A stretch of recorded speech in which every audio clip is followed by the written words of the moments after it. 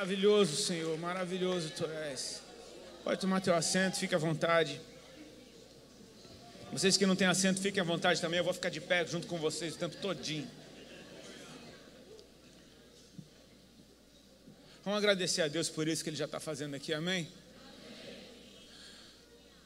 Espírito Santo, muito obrigado pela Tua presença aqui nesse lugar.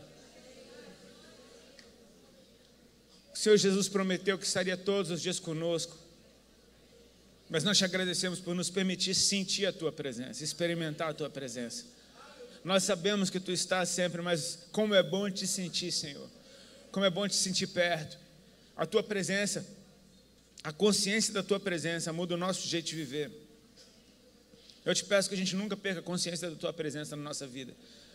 Porque essa simples consciência transforma o nosso jeito de viver. Eu peço que o Senhor trabalhe em nós enquanto nós aqui estamos na Tua presença e que o Senhor abra o nosso entendimento para aquilo que o Senhor está fazendo na face da terra. Nós queremos ser participantes do que o Senhor está fazendo. Nós te somos gratos, Senhor. Não era para a gente estar aqui, mas o Senhor nos trouxe. Muito obrigado, Pai. Amém, irmãos? Amém? Bom, é um prazer poder estar aqui com vocês. Eu tive há poucos dias no Rio de Janeiro, acho que há 2 semanas atrás. Eu estava em Duque de Caxias.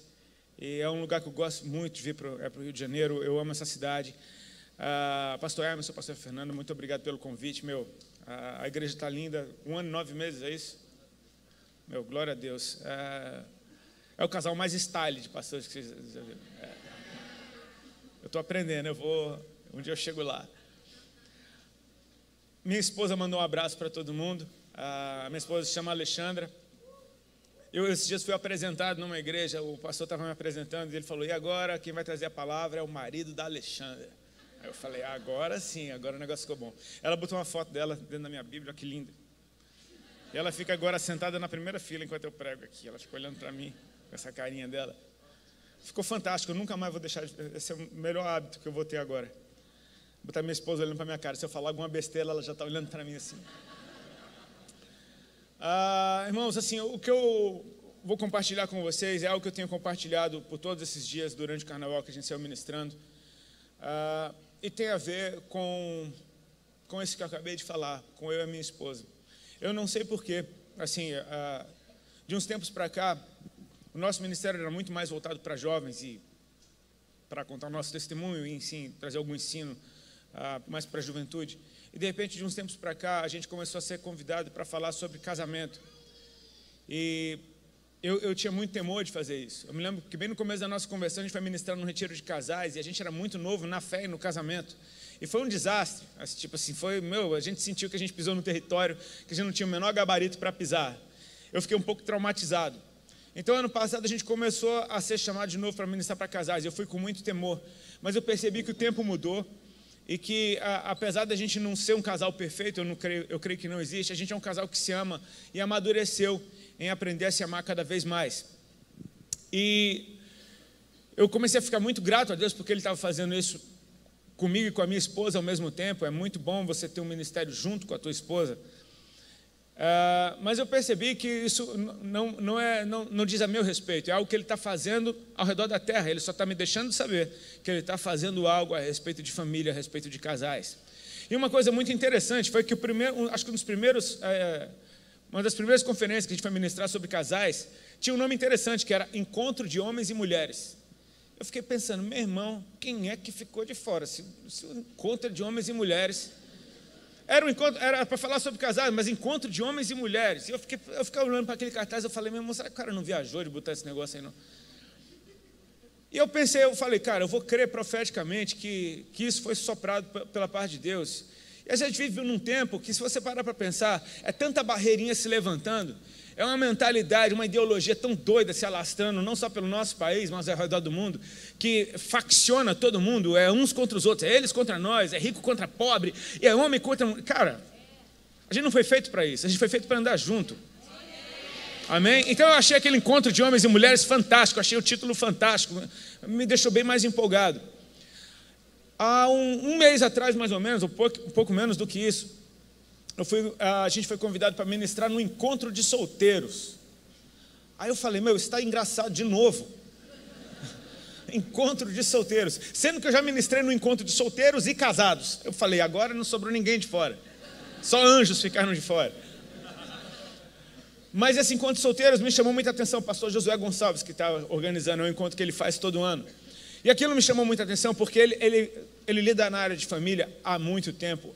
Ele é um daqueles, sabe, das quais o mundo não é digno.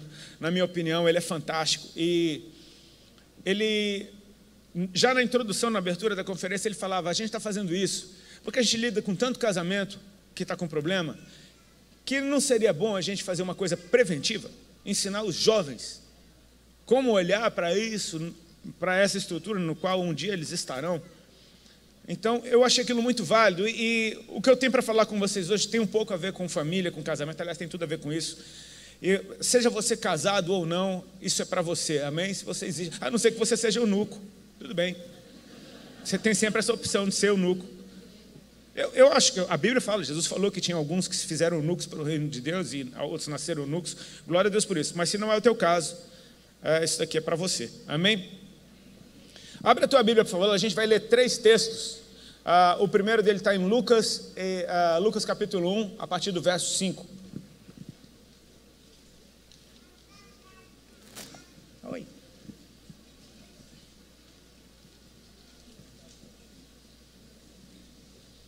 Lucas capítulo 1, verso 5. Esse é o primeiro.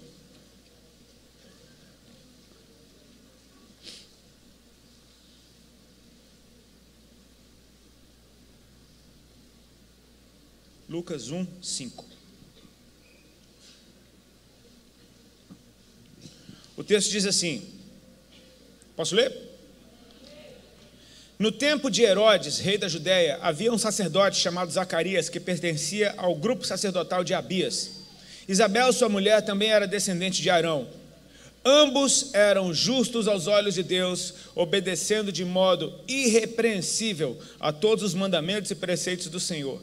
Mas eles não tinham filhos, porque Isabel era estéril e ambos eram de idade avançada. Vamos parar por aqui, pula para a página seguinte, no verso 26.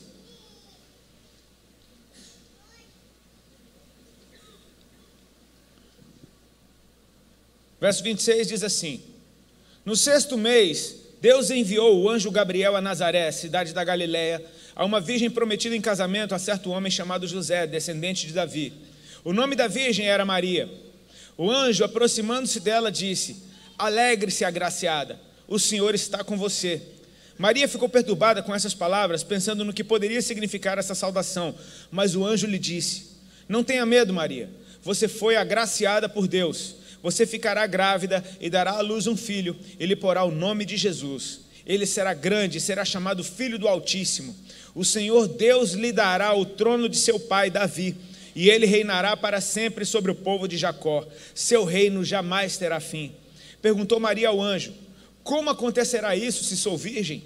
O anjo respondeu: o Espírito Santo virá sobre você, e o poder do Altíssimo a cobrirá com a sua sombra. Assim, aquele que há de nascer será chamado Santo, Filho de Deus.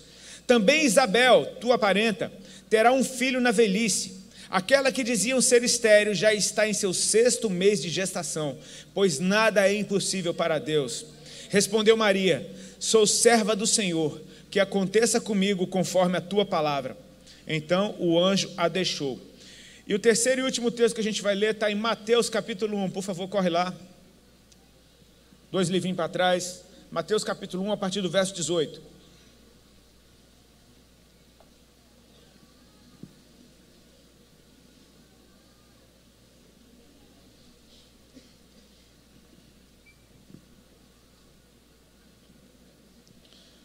Mateus 1, 18 diz assim: foi assim o nascimento de Jesus Cristo.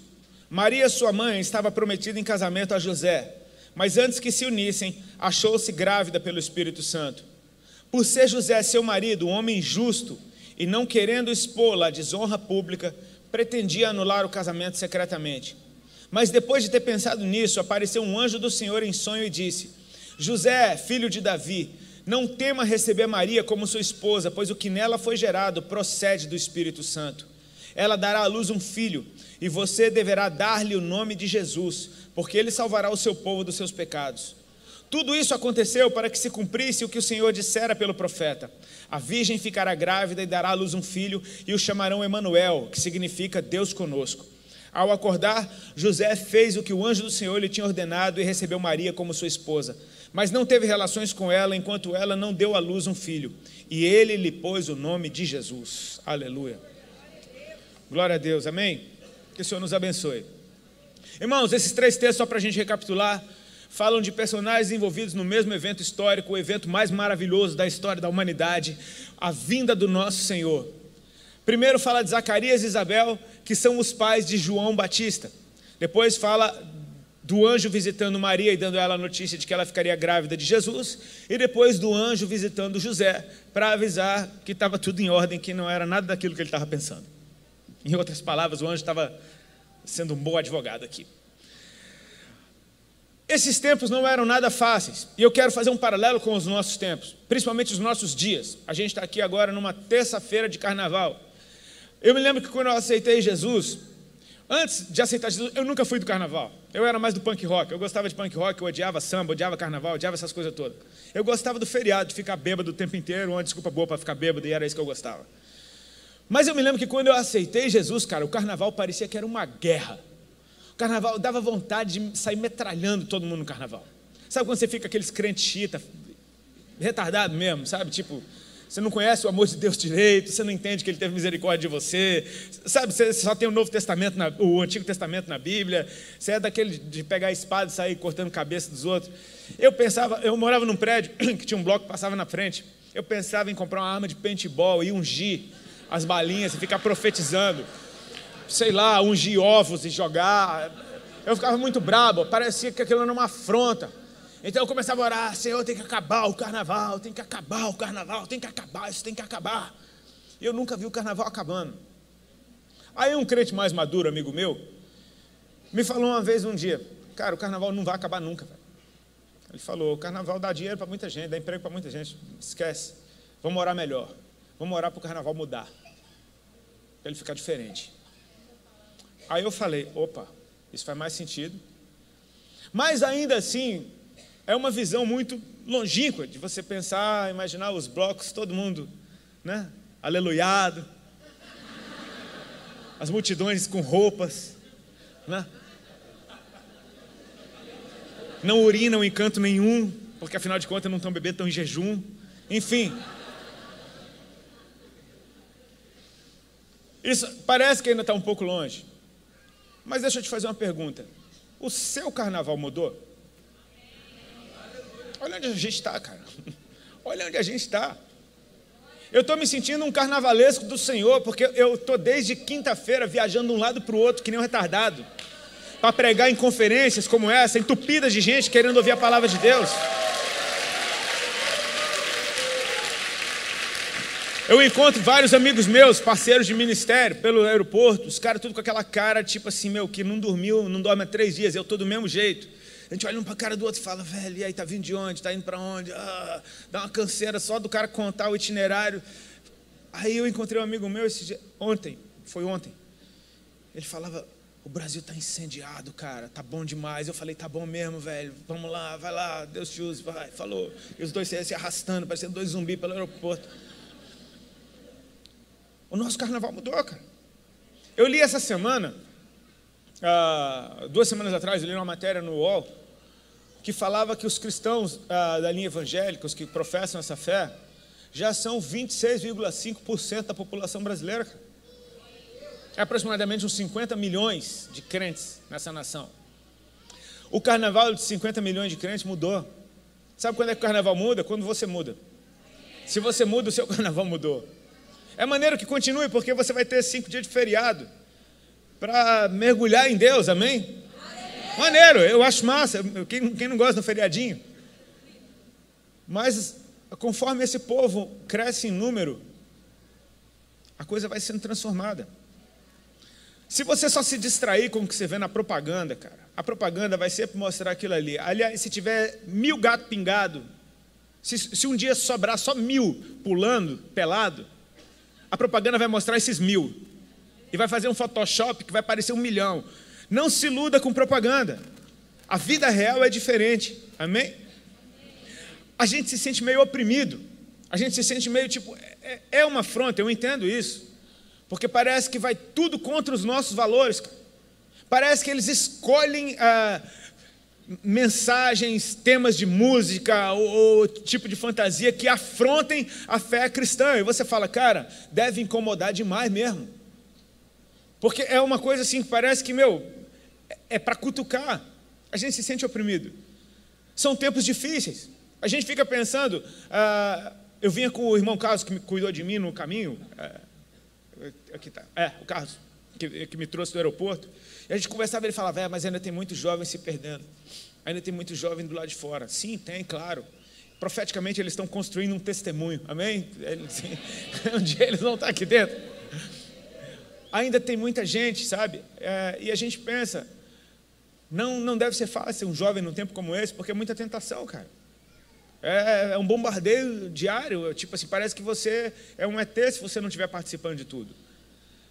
E ainda bem que a gente é crente, a gente é acostumado a ser chamado de ET. Eu acho que se te chamam de ET bastante é para te treinar para um momento como esse, você agir como um ET. E pronto, ficar de boa com a sua identidade. Você não é desse mundo mesmo, amém? Então você é um ET, cara.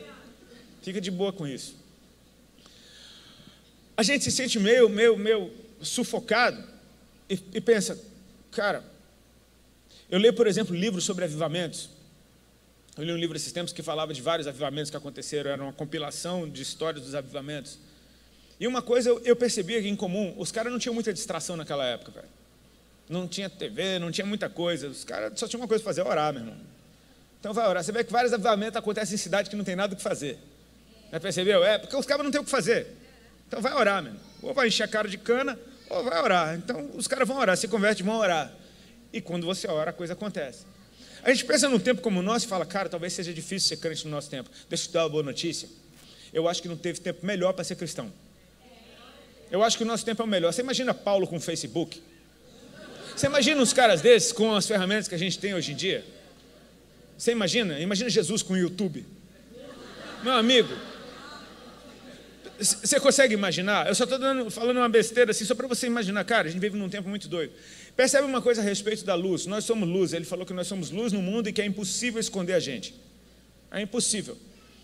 Cara, talvez você se sinta um palitinho de fósforo. E um palitinho de fósforo aqui nesse lugar, por exemplo, talvez não faça a menor diferença. Sabe como é que faz para potencializar esse palito de fósforo? É só dar um blackout, velho.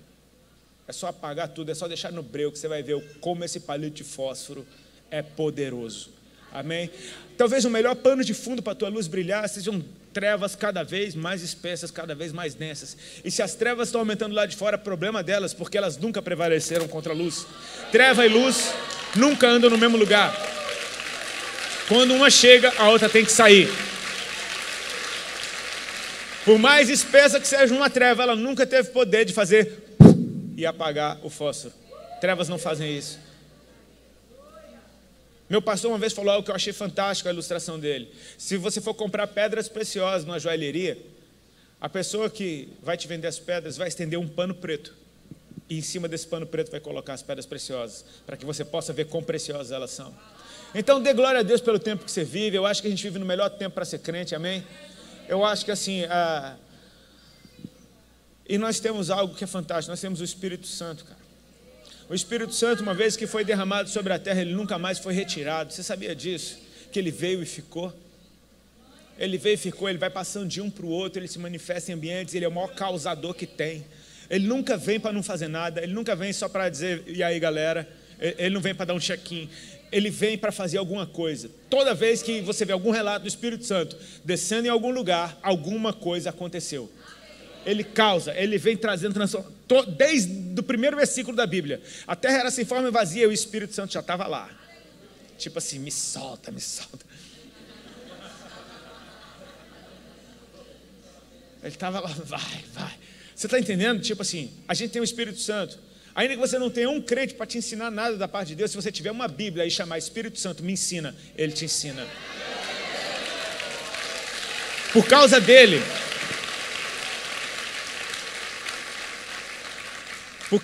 você lê um monte de mandamento que parece, bando de regra. O Espírito Santo te ensina o coração de Deus através daquilo dali. porque Ele é quem conhece as profundezas do coração do Pai.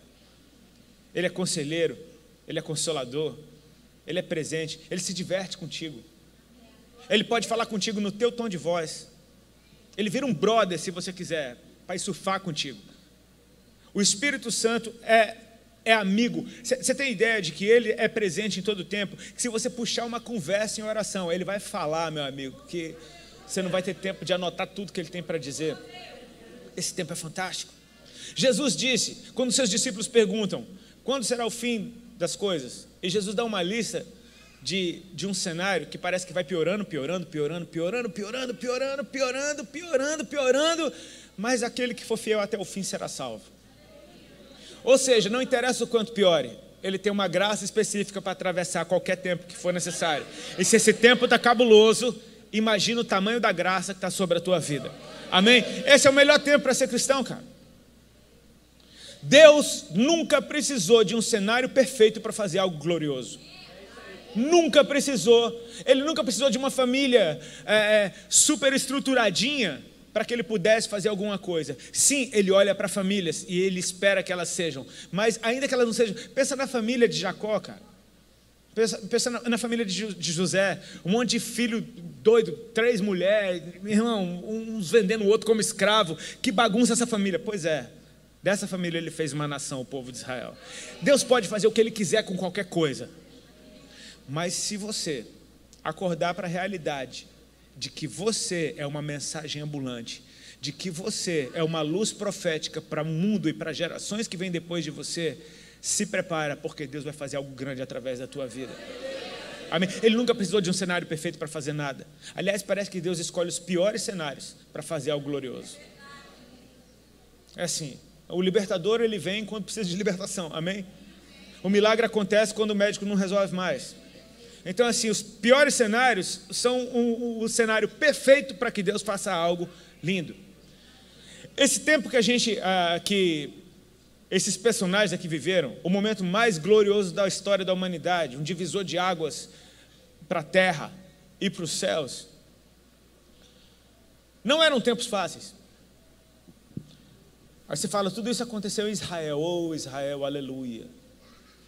Pois é, mas Israel estava mais uma vez na sua história debaixo do jugo de uma nação estrangeira. Mais uma vez Israel estava sendo oprimida por uma cultura que não era sua. E dessa vez não eram os povos vizinhos, era um povo distante, era o Império Romano. O Império Romano tinha uma característica muito legal. Legal assim, legal. Tanto que Jesus usou um termo deles. O Império Romano, quando conquistava um território, eles não se preocupavam simplesmente em saquear, roubar, queimar tudo, roubar o ouro, matar todo mundo e levar alguns como escravos para Roma. Não. Eles chegavam e conquistavam o território. Então eles enviavam apóstolos. Apóstolos? Apóstolo não era um termo gospel. Apóstolo é um termo romano. Os romanos que enviavam apóstolos. E os apóstolos romanos, o que é que eles faziam? A função deles era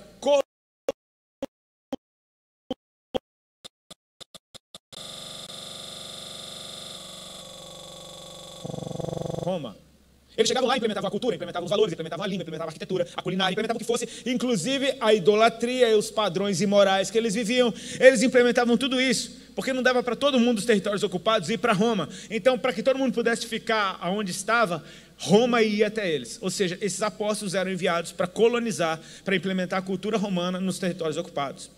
Jesus usa esse termo para dizer que os seus discípulos seriam apóstolos do reino de Deus. Eles seriam enviados para territórios ocupados para implementar a cultura do reino dos céus, os valores, a língua, os padrões morais, enfim, você consegue entender isso? Era um tempo difícil, ou seja, os caras estão subjugados de novo por uma nação poderosa que está dominando o mundo inteiro. E esses caras estão sufocando a cultura daquele povo, a identidade daquele povo. Para piorar, eles não tinham o que você tem, que é o Espírito Santo, cara. Aliás, estava uma seca danada de palavras de Deus naquela época. Havia mais ou menos um silêncio profético de mais ou menos 400 anos. Você consegue imaginar 400 anos, sem levantar um profeta com o dedo para cima, dizendo assim diz o Senhor? 400 anos de pura religiosidade. Tanto que nesse cenário apareceram saduceus, apareceram fariseus, apareceu o judaísmo, apareceram várias seitas religiosas, cada uma com uma interpretação um pouquinho diferente da outra, tentando seguir a risco os mandamentos do Senhor para preservar o que eles tinham, porque a palavra de Deus que era boa nada. Você consegue imaginar você orar e não sentir um arrepio sequer? Você consegue imaginar você ler e é só palavra? Cara, não devia ser fácil um tempo como esse, e sufocado por um povo completamente imoral. Leia as cartas aos romanos para você ver o que é que Paulo fala deles. Idólatras. Tipo, era uma afronta. Aí você pensa, talvez nesse cenário fosse difícil você ser um crente verdadeiro, você ser alguém fiel a Deus. Mas Deus tem sempre os seus, cara. E é através daqueles guardados para Ele que Ele faz algo grande. Os primeiros personagens que a gente leu aqui são Zacarias e Isabel. Uma família sacerdotal, uma família experiente, uma família, a Bíblia diz que eles eram avançados em dias, Isabel era estéril. Mas tem um testemunho a respeito deles, que eles eram tementes a Deus e viviam de modo irrepreensível em obedecer os mandamentos e preceitos do Senhor.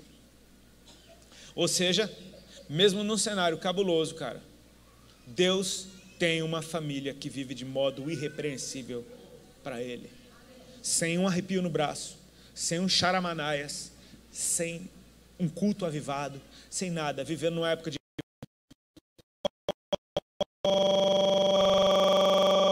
oralidade, e eles conseguem se manter completamente íntegros, a Bíblia diz irrepreensíveis. Deus os guardou porque tinha algo grande para vir sobre eles. Certo dia, Zacarias está no seu turno do templo e acontece algo que há quase 400 anos não acontecia. O anjo Gabriel é enviado da parte de Deus e começa a falar com ele. E a notícia que ele tem para dar é que a sua mulher, avançada em dias e estéril, seria mãe. E que o filho dele seria grande. O nome dele seria João. E ele viria adiante do Senhor, ele ia preparar o caminho do Senhor. Ele ia ser cheio do Espírito Santo desde o ventre da sua mãe. Jesus fala, dos profetas nascidos de mulher, não teve nenhum maior do que João Batista, porque esse já nasceu cheio do Espírito Santo. É uma boa notícia ou não é? O povo que estava do lado de fora do templo começou a estranhar que Zacarias estava demorando. De repente ele vem mudo. Tipo, meu, o que aconteceu lá dentro? Ele está escrevendo em tabuinhas e ele conta o que aconteceu. É uma boa notícia. Imagina no coração daquele povo, cara, Deus está visitando a sua terra de novo, Deus está visitando o seu povo de novo. O anjo Gabriel, aquele de quem nós ouvimos falar através de histórias, parecia uma fábula, ele apareceu e o homem está mudo. Tudo bem, mas é uma boa notícia. Só que aí aquele casal de anciãos coabitou e ela começou a gerar, ela se achou grávida. E no 5º mês de gestação ela se ocultou até que ela foi ter o seu tempo. Até o tempo em que ela havia de ter a criança. Então, deixa eu, só para fechar aqui nessa família. Você percebe que Deus encontrou uma família experiente, que vive de modo irrepreensível. Amém? A gente pulou para o verso 26, onde começa a falar de Maria. E agora o anjo Gabriel está em plena atividade. Amém? Ele agora vai para uma cidade de Nazaré. É massa porque o texto diz assim, no 6º mês, o anjo Gabriel foi enviado a uma cidade chamada Nazaré. No 6º mês, é o mês 6º? Não, parece que um relógio começou a contar a partir da gravidez de Isabel. É no 6º mês de gravidez de Isabel que o anjo agora está num time certinho. Ele vai direto a Nazaré e ele encontra uma virgem chamada Maria, que está prometida em casamento a um homem descendente de Davi, chamado José. Vamos parar um tempo aqui para falar de Maria. Quer dizer que em tempos difíceis é possível encontrar uma jovem virgem? Existem jovens virgens no meio dessa bagunça. Alguns teólogos dizem que Maria devia ter por volta de 13 ou 14 anos, quando ela foi visitada por esse anjo. Você consegue imaginar uma menina de 13, 14 anos, cheia de hormônio, cara? E hormônio sempre foi hormônio, amém? Não tem hormônio dos anos 2000 e hormônio de 1900 e bolinha. Não, hormônio é hormônio, cara. Hormônio, essa casta de mônios não sai nem com jejum, nem com oração. Eles são terríveis. Ela estava sujeita a todos esses. Agora, tem algumas coisas que o simples relato de como Maria ela falam muito a respeito dela e fala muito de uma geração separada para Deus. Porque essa menina, apesar da pouca idade, apesar de estar sujeita a todas as coisas, ela era virgem, ela era pura e ela estava prometida em casamento a um homem chamado José. Ou seja, ela ainda não era casada, mas já vivia como se fosse, no bom sentido. Entende? No bom sentido? Ela não estava antecipando nada, ela só estava olhando para frente. É coisa de crente esse negócio de levar as coisas a sério, meu amigo. A gente, quando aceita Jesus, a gente passa a levar as coisas tão a sério que a gente fica chato. A chatice dos primeiros dias, ela depois viram boas histórias para você contar, amém?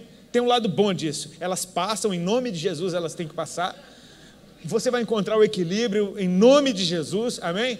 Mas a chatice dos primeiros dias, ela chega a ser cômica, para não dizer outra coisa. Vou dar um exemplo, por exemplo, às vezes tinha aquele seu tio que tem um churrasco na casa dele todo domingo a família vai lá para a casa do seu tio, e lá toca aquela música do seu tio, e tem aquela cerveja lá do seu tio, e tem as conversas do seu tio, as piadas do seu tio, enfim. E você sempre foi para lá a vida inteira, aí você se converte. Quem já passou por isso? Não quer mais ir para as festas de família, porque não, meu tio é endemoniado, porque aquela casa é um ninho de demônio, porque aquela cerveja é do Zé Pilintra, porque aquela música é do capeta, aquelas piadas não tem graça. Quantos já não passaram por isso? Ah, meu amigo, você vê um pirralhinho com a roupinha do Homem-Aranha, você fala, é uma aranha, está amarrado, olha lá, heavy metal, de cabeça para baixo. Você exagera, você vê coisa onde não tem. Você vê diabo em tudo, na Coca-Cola, você vê diabo em tudo. Parece que tu virou o caça-capeta, cara. Eu me lembro quando eu aceitei Jesus, olha que coisa ridícula que eu fiz, cara. Minha mãe, a minha avó por parte de mãe, faleceu com 96 anos. E ela faleceu nos braços da minha mãe. Minha mãe, assim, minha avó era católica, lá do sertão da Paraíba. E ela tinha os santinhos lá dela. Minha mãe pegou aqueles santos e levou para casa, porque era uma forma da minha mãe ter uma memória da minha avó. Ela guardou os santos da minha mãe nunca foi ligada em religião, enfim, ela não tinha nada com aqueles santos. Ela só queria os santos da minha avó para ter uma lembrança da minha avó. Ela viu aqueles santos a vida inteira, ela levou os santos para casa. Aí, de repente, esse cara aqui aceita Jesus, brother. Fui para casa da minha mãe, eu e minha esposa, 2 crentes xiita. Pegamos um saco de lixo, tacamos o santo da minha mãe, tudo dentro do lixo, quebramos no martelo. Que testemunho horroroso, brother. Que Deus que eu mostrei para minha mãe. Que Deus que eu mostrei para mim. Graças a Deus minha mãe se converteu. Por misericórdia do céu. Foi uma experiência que ela teve com o próprio Deus. Porque eu reconheço, se fosse baseado nas minhas primeiras atitudes, eu tinha espantado ela de perto de mim. Fala, tá doido ficar igual você? Tá louco? Que Deus que eu mostrei para ela. Você sabe que a gente carrega uma responsabilidade de mostrar Deus para as pessoas? Por exemplo, eu vi um pastor lá da igreja onde eu congrego ministrando isso, achei fantástico. Moisés está lá com Deus no monte. E Deus fala para Moisés, lavra as tábuas que eu vou escrever. E de repente vem Deus, cara, e Deus escreve com o seu dedo nas tábuas, escreve os 10 mandamentos. Você tem ideia do quão precioso era aquilo? A caligrafia de Deus estava impressa ali. Aí eles estão lá no bem bom, e Moisés está lá fascinado pela glória. Aí Deus fala, Moisés desce porque o povo já se corrompeu. Aí Moisés desce já tipo assim, já foi a maior cortação de onda, já tem que descer. E ainda porque o povo se corrompeu. Chega lá, está todo mundo muito louco, está rolando um carnaval lá embaixo. Bezerro de ouro, o bloco do bezerro de ouro está lá. Moisés ficou irado e quebrou as tábuas que Deus escreveu, cara. Quem é que está virado? Era Deus ou Moisés? Pois é, mas Moisés mostrou um Deus irado para o povo. Você está vendo como a gente carrega uma responsabilidade de mostrar Deus para as pessoas? Em nome de Jesus a gente vai entrar no equilíbrio, amém? E você vai no churrasco do teu tio, com um sorriso na cara, e vai abraçar ele, profetizar sobre a vida dele, e você vai ser tão amoroso que todo mundo vai querer ouvir o que aconteceu com você, e daqui a pouco aquele churrasco mudou, porque você levou Deus lá para dentro. É bem mais eficaz do que você ficar doido. Sabe, cristãos que levam Deus a sério, levam as coisas a sério. E você dá para perceber que essa menina levava as coisas a sério. Essa menina chamada Maria, bem novinha, mas pura. Ela está separada, ela está comprometida. O rolê dela já não é o rolê das amiguinhas dela. A conversa dela já não é a mesma, porque ela está prometida em casamento ao homem. Os seus olhos estão no futuro agora. Seus olhos não estão mais na brincadeira do oba-oba, não sei lá o que é que vai ser do amanhã. Seus olhos estão naquilo que vem para frente, e aquilo é muito melhor. E assim, a Bíblia deixa claro, ela era parente de Isabel, amém? Ou seja, ela sabia muito bem como é que a sua parente Isabel vivia. Se a Bíblia diz que Isabel e Zacarias viviam de forma irrepreensível diante do Senhor, é porque as pessoas davam esse testemunho deles. Amém? Uma geração profetiza sobre a outra. Essa menina teve em quem se espelhar. Uma família que vive de maneira irrepreensível diante do Senhor, profetiza sobre jovens que um dia serão famílias irrepreensíveis diante do Senhor. O anjo diz para ela: você vai ficar grávida, você vai gerar um filho, Deus lhe dará o trono de Davi, seu pai, seu reino durará para sempre. É fantástico isso. Aí ela pergunta: mas como será isso, se eu nunca tive relação com homem algum? Tipo, como será isso? Eu nem sei como é que faz esse negócio. Ela não está fugindo, ela não está amarelando, ela só está dizendo: tudo bem, mas como é que vai ser isso? Porque não faz o menor sentido. E o anjo explica: o Espírito Santo virá sobre ti e o poder do Altíssimo vai te cobrir com a sua sombra, então você vai ficar grávida do Filho de Deus. Olha a resposta da guria, cara: sou serva do Senhor, que aconteça comigo conforme a tua palavra. Uma menina de 13 para 14 anos, cara, está colocando a sua vida em risco para cumprir o plano de Deus. Porque você sabe o que aconteceria com uma menina se ela aparecesse grávida naquela época antes do casamento? Apedrejada. Ela estava correndo risco de vida. E ela está dizendo: sou serva do Senhor, aconteça comigo conforme a tua palavra. Eu estou pronta para morrer, mas o teu plano vai se cumprir. Gente que leva Deus a sério. Cara, em tempos difíceis existe gente assim. Agora a gente vai pular para o outro personagem, que eu sou presidente do fã-clube dele, o tal do José. Meu Deus, José é demais. Por ele aparecer pouco na Bíblia, a gente tem a tendência de, se fosse dar um Oscar, ia ser de ator coadjuvante. Porque a gente acha: não, José é legal, maneiro, a parada era Maria, mas José, gente boa. Deixa eu te falar, quando Deus olha para Maria, ela já está prometida a um homem chamado José.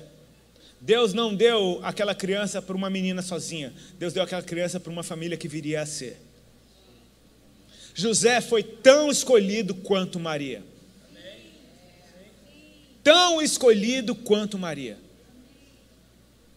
O anjo diz para Maria: tinha uma menina chamada Maria, que já estava prometida em casamento com um homem descendente de Davi, chamado José. O anjo diz para Maria: o Senhor lhe dará o trono de Davi, seu pai, e esse reino durará para sempre. Jesus era da linhagem de Davi. O cego de Jericó chamou Jesus de filho de Davi, e o anjo, quando fala com José, sabe o que ele fala? José, filho de Davi. Sabe por quem Jesus herdou a linhagem de Davi? José, cara. Deus honrou a paternidade de José sobre a vida de Jesus. Eu acho fantástico os caminhos do Senhor, cara, porque Ele não deixa ponto sem nó. Você vai ver que Jesus, quando começa a escolher seus primeiros discípulos, Filipe chega para Natanael e diz: encontramos aquele de quem escreveram Moisés e os profetas, é Jesus de Nazaré, filho do José.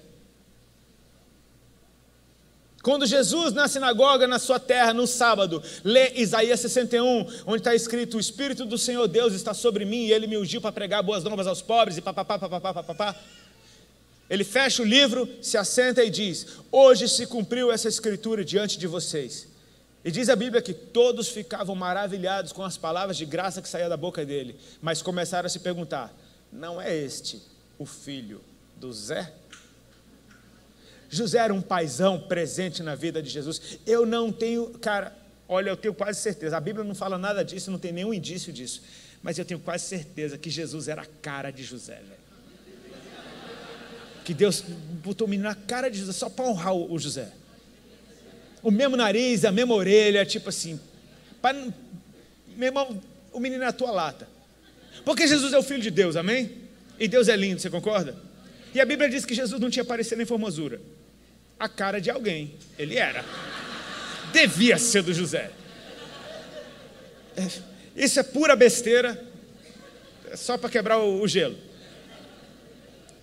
Mas eu quero que você entenda o coração de José. Vamos falar de coisa séria.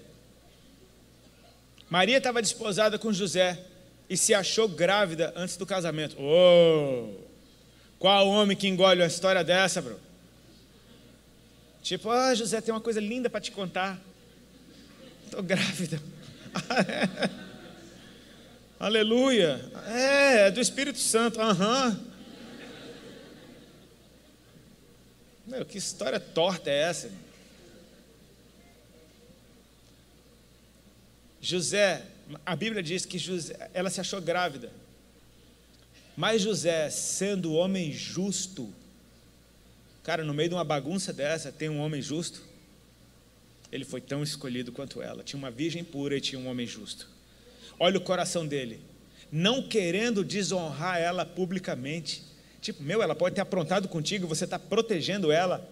Esse é o cara que protege ela ainda que ela tenha errado. Ele está procurando anular o casamento em secreto. Se ele anula o casamento secreto, ele está assumindo culpa. O B.O. é dele. Ele estava com esse plano na cabeça. De repente, o anjo Gabriel, que devia estar suado de tanto descer na terra nesses dias, vai até José e diz: José, filho de Davi, já chama ele pela linhagem real. Não temas receber Maria como tua esposa, porque o que está sendo gerado nela procede do Espírito Santo. Agora olha que legal. E você vai lhe dar o nome de Jesus. Tipo, tu é o pai, cara. Você vai dar o nome do menino. E o texto termina dizendo: e ele lhe pôs o nome de Jesus. Quando o menino nasceu, Maria já sabia o nome do menino. E aí, José, qual o nome vai ser? Jesus.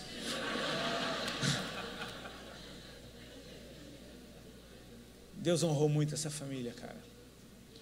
Eu estou falando aqui de famílias proféticas, porque uma profetizou sobre a outra e ambas profetizam sobre nós todos, em tempos difíceis, em tempos de imoralidade, em tempos de sufoco, de opressão. Mas a família, ela só é a plataforma para o qual algo muito maior vai acontecer. Porque muito melhor do que o casamento exemplar de Zacarias e Isabel foi a estéril avançada em dias gerar João Batista. Muito melhor do que a virgem pura gerar um filho, gerar um menino e aquele homem justo tentar proteger ela mesmo que ela tivesse errado, é esses dois permanecerem juntos e o Salvador do mundo vir daí. Você percebe que é um tempo profético que se alinha, porque é um casal avançado em dias, super experiente, um casal super jovem, sem experiência alguma, que tem filhos na mesma época. O propósito anda junto. Deus está fazendo algo a respeito de gerações. Ele disse que nos últimos dias Ele converteria o coração dos pais aos filhos e dos filhos aos pais. Honra está sendo liberada sobre a terra. Graça para você honrar. Dê honra a quem tem honra. Você percebe que essas famílias proféticas estão profetizando sobre nós, que se você simplesmente viver o modelo, você está sendo luz para que alguém possa viver o modelo. Às vezes a gente se assusta com os noticiários, é assustador mesmo. E você fala, o que estão querendo fazer com a família, cara? Estão querendo destruir a família, olha o tanto de lei louca distorcendo o que é família. E aí a gente fica desesperado, meu Deus, vai acabar o que é família. Deixa eu te falar, querido, uma coisa, sempre tentaram acabar com a família. Nunca acabaram com a família, cara. Porque é a única coisa que funciona. Vai chegar um momento em que o que é que funciona? Eles vão fazer um monte de bagunça, daqui a uns 10, 20 anos, que não é nada para Deus, vão se tocar, não deu certo não. Vamos voltar para o old school, para o vintage. Sempre volta para o vintage, sempre volta para o old school. O All Star nunca saiu de moda. É aquele negócio, você pode inventar um monte de tênis irado, mas o velho bom All Star, ele está sempre ali, cara. Sabe, aquilo que permanece. O irmão ali gostou do All Star ali. Essa estrutura vem desde o Éden. Família não é uma invenção maneira dos nossos tempos, não. É a única coisa que sobrou do Éden e que a gente vive aqui hoje. A primeira foi lá que apareceu. Eu quero encerrar essa mensagem falando um pouco de como isso é resistente, poderoso. A primeira família nasceu assim, um lugar que era bom, Deus fez o homem e ele disse que era muito bom, e depois de que ele fez algo muito bom num lugar que era bom, ele viu que não era bom que o homem estivesse só. Então Deus faz a mulher, e ele faz a mulher de um jeito completamente diferente do jeito que ele fez o homem. O homem ele fez do barro e soprou nas suas narinas o fôlego de vida. A mulher ele fez do homem. O legal é isso, é aquela revelação que não serve para nada, mas pelo menos para ficar engraçado. A primeira cesárea foi no homem. Amém? Abriu Adão do lado, tirou a costela, enquanto ele estava num sono profundo, Deus fez a mulher. Agora percebe isso, o discernimento que aquele primeiro homem já teve. Antes de fazer esse sono pesado cair sobre Adão, Adão estava num trabalho pesadíssimo, que era dar nome para todos os animais. Ou seja, ele está liberando identidade para tudo que se move. Então ele cai num pesado sono e quando ele acorda tem um ser que ele nunca viu. Ele não chamou ela de tesouro, não chamou ela de princesa, de gatona, de cheirosa. Ele olhou para ela e foi reto. Carne da minha carne, osso dos meus ossos. Vai se chamar varoa porque do varão foi tirada. Você vê como é louco isso? Adão olhou para Eva e se viu. Ele está vendo a carne dele, os ossos dele. Ele está se vendo naquela mulher. Sou eu por dentro. É a minha parte mais sensível, é a minha parte mais profunda, é a minha parte que merece e precisa de maior proteção. Ele se viu por dentro, ele deu nome para ela, ele disse tudinho que ela era. E por causa disso, parece que ele celebrou seu próprio casamento. E por causa disso, o homem deixará seu pai e sua mãe, e os dois se unirão e serão uma só carne. Deixará seu pai, se unirão, sua mãe se unirá à sua mulher, e os dois serão uma só carne. Um ser só. Agora deixa eu te falar o que eu estou querendo dizer aqui, é como esse negócio é resistente. Satanás entra na serpente e a serpente engana Eva. Tinha duas árvores no meio do jardim, a árvore da vida, a árvore do conhecimento do bem e do mal. Deus tinha dado uma ordem bem simples, de toda a árvore do jardim você vai comer livremente, de toda, menos uma, a árvore do conhecimento do bem e do mal. Não come dela, no dia que comer dela você morre. Simples, a ordem simples, a ordem não era um não, a ordem era um sim para tudo, menos essa. A serpente pergunta para Eva, o que é que Deus falou dessa árvore mesmo? Aí Eva fala, olha, a gente não pode nem tocar nessa árvore, nem comer, porque senão a gente morre. Vem Satanás e engana Eva, distorcendo Deus, distorcendo o coração de Deus. Fala, não, você não vai morrer. Deus falou isso porque Ele sabe que se você comer, você fica que nem Ele. Ele não quer ninguém que nem Ele.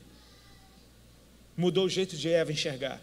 Ela agora, vendo que a árvore era agradável aos olhos e boa para se comer, pegou do fruto e comeu. Sabe o que aconteceu? Nada. Nem morreu. Não aconteceu nada. Então ela deu para o seu marido, ele comeu. Mas quando ele comeu, os olhos de ambos se abriram. Sabe por quê? Porque eles eram um ser só. Quando zoou geral, aí que... Eles caíram, destituídos foram da glória. Foram arremessados, catapultados de uma dimensão de glória para uma dimensão completamente natural, carnal, cheio de medos, inseguranças, vergonhas. Eles agora estão fazendo folha de figueira para cobrir a sua nudez. Agora estão se escondendo de Deus quando Deus aparece. Deus pergunta para Adão, Adão, você comeu do fruto que eu falei para não comer? Adão, olha como é que o bicho está assustado. Foi a mulher que você me deu. Ele bota a culpa na mulher e bota a culpa em Deus. Tipo assim, eu não tenho nada com isso. Foi a mulher que você me deu. Olha como os dois são um mesmo. Deus faz a mesma pergunta para o mesmo ser, só que agora vai lá mais íntimo. Mulher, você comeu do fruto que eu disse para não comer? Ela diz, comi. A serpente me enganou e eu comi. Agora é aquele gabinete pastoral com Deus. Está você, sua esposa e o capeta na sala, e Deus está dando pesados decretos sobre cada um. Não foi moleza. Para a mulher disse, cara, com dor você vai dar luz agora e o seu prazer vai ser para o teu marido. Para o cara falou, com o suor do teu rosto agora você vai comer do teu pão e a terra vai produzir espinhos por causa de ti. E para a serpente falou, você vai rastejar no ventre e vai comer pó a vida inteira. Meu irmão, foi punk o negócio. Aí sabe o que é que Deus faz? Deus, num gesto de amor, cara, porque Ele é bom em todo tempo, amém? Num gesto de amor, Deus expulsa o homem e a mulher do jardim. Aí você pensa, amor, amor. Perceba, Olha o que Deus diz. Agora o homem é como um de nós, conhecedor do bem e do mal. Tiremo-lo, pois, do jardim, para que não coma da árvore da vida e viva eternamente. Sabe o que é que Deus estava fazendo, tirando a gente dali? Ele estava nos protegendo. Ele estava protegendo o plano dele. Porque a árvore da vida eterna. Do jeito que você come, você fica para sempre. E agora o homem está em pecado. Já imaginou o que acontece com o homem se ele come da árvore da vida em pecado? Ele vai ficar eternamente em pecado. Deus tira o homem daquele lugar, ele tem um plano, ele vai redimir esse cara, Jesus vai vir, e olha o que diz lá em Apocalipse, no último livro: bem-aventurados os que lavam as suas vestes no sangue do Cordeiro, para que tenham direito à árvore da vida. Ou seja, um dia a gente vai comer dela, amém? Quando a nossa condição for transformada, e a gente puder, e valer a pena comer disso. Foi por amor que Deus expulsou. Por amor, deve ter doído no coração dele, mas foi por amor que Deus expulsou. Agora o foco disso, e aqui eu encerro. É só para te mostrar como quando a gente acredita em mentira, a gente destrói coisas indestrutíveis. Você nunca ouviu falar de tanto divórcio como nesses dias. Sabe por que as pessoas estão se divorciando? Porque acreditam em mentiras, cara. E porque não conhecem a estrutura extremamente resistente e forte que é um casamento. Hoje em dia se divorcia por causa de filho, se divorcia por causa de crise financeira, se divorcia por causa de partido político, se divorcia por causa de time de futebol, se divorcia por qualquer assunto, por qualquer coisa, traição, adultério, se divorcia por qualquer coisa. Olha o primeiro casal da história, que não tinha gabinete, não tinha ninguém para aconselhar. O primeiro casal da história, o homem casou com a mulher que ele não pediu. Pelo menos ele não tinha sogra. Ele casou com a mulher que ele não pediu. A mulher conversava com o demônio. A mulher enganou ele. Os dois se lascaram por causa disso. Deus veio e amaldiçoou os dois.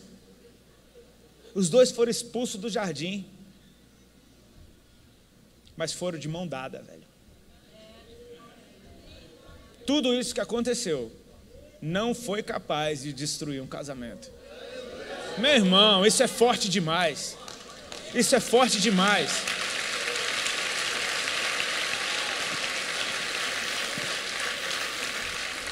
Feito para durar, cara. Feito para durar. Deus está olhando para esse tempo. Você pode achar que está tudo bagunçado. Deus tem um plano. E Ele está olhando para a gente que está vivendo de forma irrepreensível. Porque uns profetizam sobre os outros.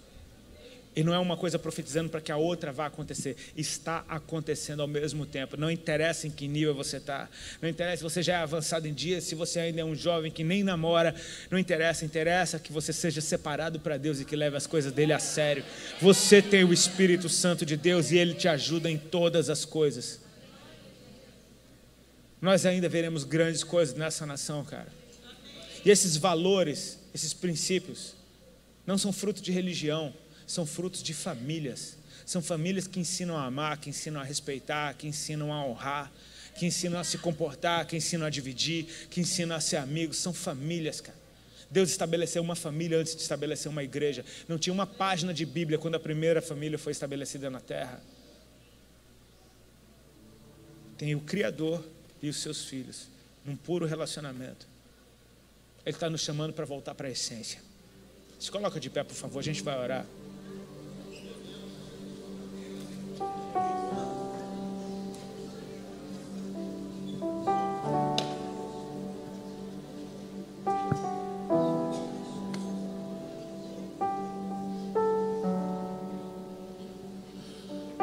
Eu queria te pedir, se você está aí fora, se está aqui dentro, nessa hora agora, curva a tua cabeça, fecha os teus olhos.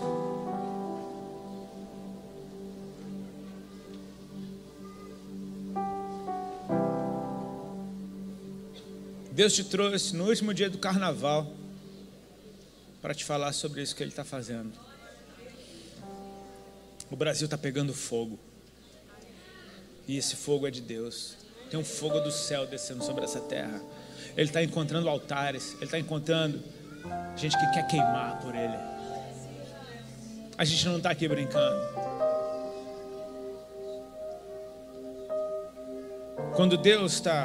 Quando Jesus está falando com Ananias a respeito da missão que ele tinha de orar por Saulo, ele disse uma coisa que serve para todos nós. Ele disse para Ananias: vai, porque esse é para mim um vaso escolhido. Ele vai levar o meu nome perante os gentios e os seus reis, e eu vou lhe mostrar o quanto ele vai sofrer pelo meu nome. A gente acha que isso é só para Saulo? Olha para a tua história, vê o quanto você já sofreu pelo nome de Jesus, cara. Foi com sofrimento que a gente chegou até aqui. Porque ele disse: aquele que quiser vir após mim, negue-se a si mesmo a cada dia. E dizer não para você é muito mais difícil do que alguém te dizer não. Você vira aquele que diz não para você mesmo. Não tem ninguém te olhando. É uma parada sua com Deus. Às vezes quando eu vejo gente me perguntando: Rodolfo, eu posso isso, eu posso aquilo, eu falo: cara, você está querendo que eu faça o seu trabalho? Porque esse trabalho é seu, de você dizer não para você. E se você me trouxe esse assunto, então é esse assunto em especial que Deus está esperando você tomar uma decisão. Ah, mas porque é pecado? Não, é porque ocupa espaço em você. E Deus quer esse espaço para Ele. Simples, não precisa ser pecado para você ter que deixar, não. É o que Deus falar contigo. Foi com sofrimento que a gente chegou até aqui. E a gente não sofreu até aqui para levar isso daqui de qualquer jeito, para ficar brincando. Eu quero a plenitude disso aqui. Eu quero atravessar esses tempos e chegar naquele dia fiel, Senhor, aos trancos e barrancos que seja, meu amigo, caindo, levantando, tropeçando, fraquejando, mas eu quero chegar naquele dia em movimento e avançando para o alvo. Não é fácil, Ele nunca disse que seria. Mas o fim já está escrito. E você precisa ver como é que você vai estar no último dia. Quer que eu te mostre a tua foto? Você vai estar de branco, cara. Você vai estar cantando na presença dEle. Lá não vai ter choro nem dor. Veja a sua foto no último dia. Veja a selfie que Deus vai tirar de você no último dia. A vitória já foi consumada. Vale a pena padecer o que for nesse tempo para chegar até o fim fiel. Deixa eu dar uma notícia principalmente aos jovens e aos casados também, porque às vezes casado parece que fica bobo. Não há prazer maior do que a santidade, cara. Deus não te chama para a santidade para cortar sua onda. De onde é que você tirou isso? Essa é a conversa do capeta tentando enganar a Eva de novo. Ele te chama para a santidade porque na santidade há o maior prazer do mundo. E a santidade só é possível num lugar, é nele. Ele é santo. Eu não sei como ser. Se eu inventar um jeito de ser santo fora dele, é religião. Então eu preciso ter um relacionamento com ele. E nesse relacionamento, eu e ele está em mim e eu nele. Só que ele é santo e o que está nele é muito maior do que o que está em mim. O que está nele prevalece sobre o que está em mim. Então enquanto estou nele, a santidade dele flui por mim e através de mim. Ele disse: aquele que está em mim e eu nele, esse dá muito fruto, porque sem mim nada podereis fazer.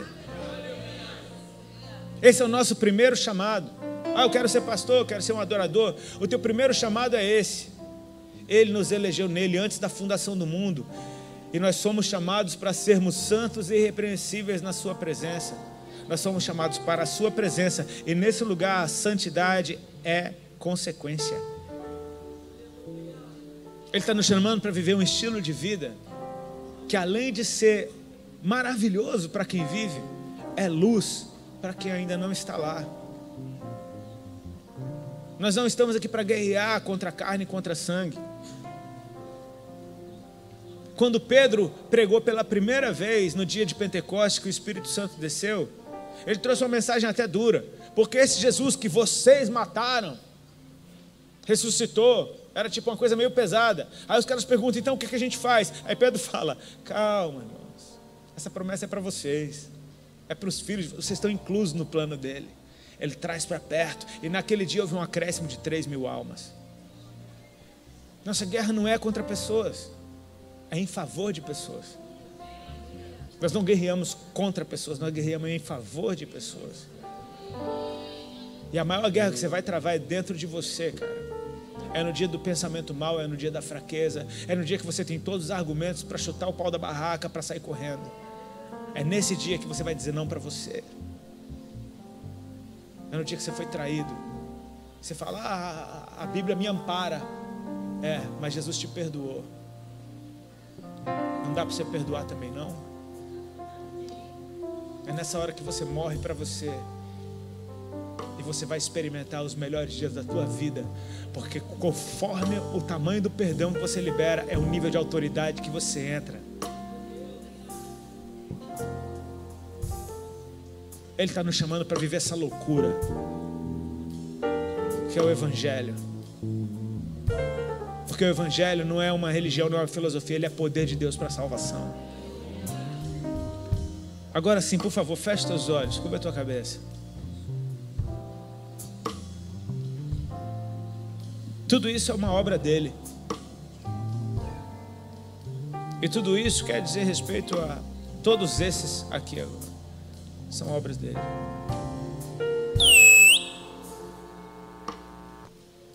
O Senhor está com os olhos sobre você. Eu quero me dirigir principalmente e primeiramente àqueles que porventura possam estar aqui e estão todo bagunçado.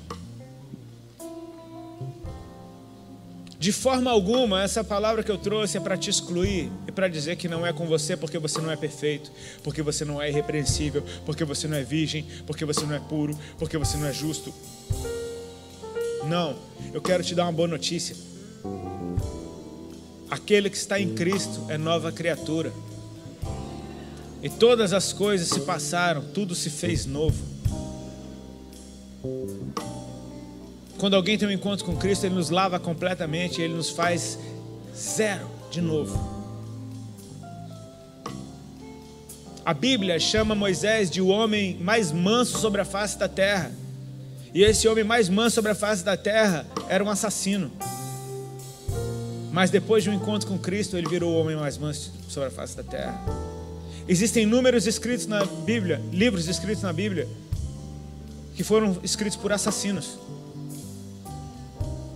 Na linhagem de Jesus tem prostitutas. Ele faz novas todas as coisas, cara. Ele pode começar uma nova história em você hoje.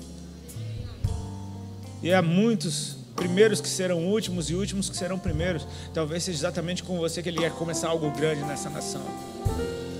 Eu oro para que o Espírito Santo de Deus passeie sobre este lugar agora e vá tocando o teu coração. Se é você que está aqui agora nessa situação e você crê que Jesus pode fazer uma obra na tua vida, você quer se entregar para Ele, por favor, sai do teu lugar e vem aqui na frente que eu quero orar por você. Faça isso rapidinho, eu quero orar por você.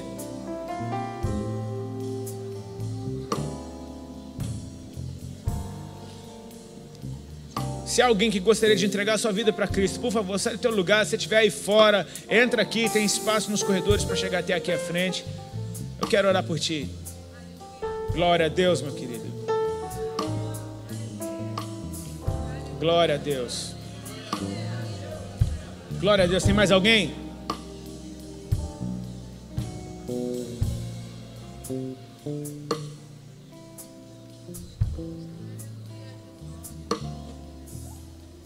Deus está falando contigo aí no teu lugar, cara.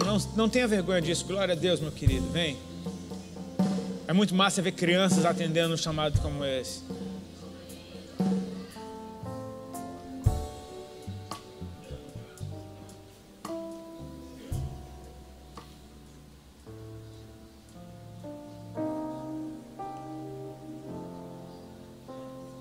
Se tiver mais alguém, sai rapidinho do teu lugar que a gente vai continuar orando. Eu preciso dessa oportunidade porque é isso que provoca a festa no céu, a salvação. Amém?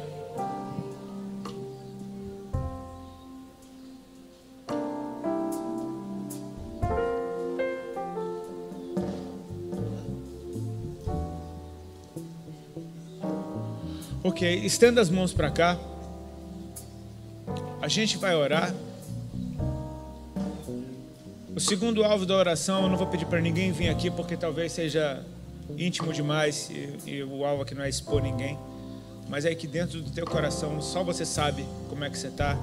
Então, se for contigo, entre em contato com isso e toma posse do que está sendo liberado, amém? Vamos orar por eles aqui primeiro. Pai, em nome de Jesus Cristo, eu te apresento esses irmãos aqui que acabam de nascer na tua presença. Eu oro para que o Senhor os lave com o teu sangue. Eu oro para que o Senhor comece uma nova história na vida deles e que eles sejam grandes diante de ti, Pai. Eu oro para que eles sejam irrepreensíveis na tua presença. O Senhor, o teu sangue aqui nos santifica, é o que nos justifica. O seu sangue é o que nos lava completamente. Eu te peço, Paizinho, que em nome de Jesus o Senhor faça uma obra linda na vida deles e através da vida deles. Que eles sejam bênção na esfera de influência que o Senhor os deu. Que eles sejam bênção dentro das suas casas, no meio das suas famílias. E que a tua luz na vida deles seja atraente para que muitos possam te conhecer também, Senhor. Eu oro para que o Senhor coloque um fogo dentro do coração deles. E que esse fogo só aumente até que ele consuma tudo. Que eles te experimentem, Pai. Que eles experimentem o teu Espírito Santo. E que eles tenham, Senhor, uma caminhada contigo. Eu oro para que eles ouçam a tua voz, sejam sensíveis à tua voz e que eles possam fluir nos dons do Espírito, que todos os dons e talentos que o Senhor tem para eles sejam liberados no tempo certo. Eu oro para que eles venham crescer na tua presença e dar muito fruto, e fruto que permaneça e glorifique o teu nome. Lava o Senhor completamente, em nome de Jesus Cristo. Continue de olhos fechados. Eu gostaria de orar pelas famílias aqui representadas.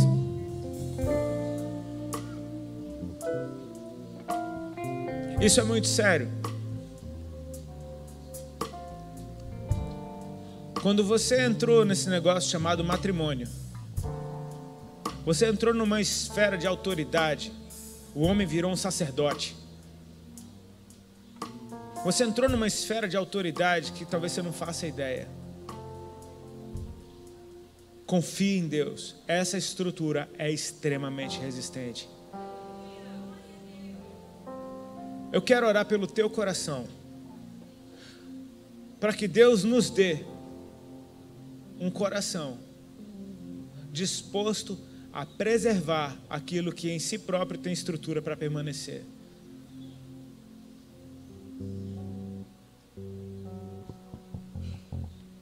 Hoje de manhã eu ministrei isso numa igreja lá em Londrina.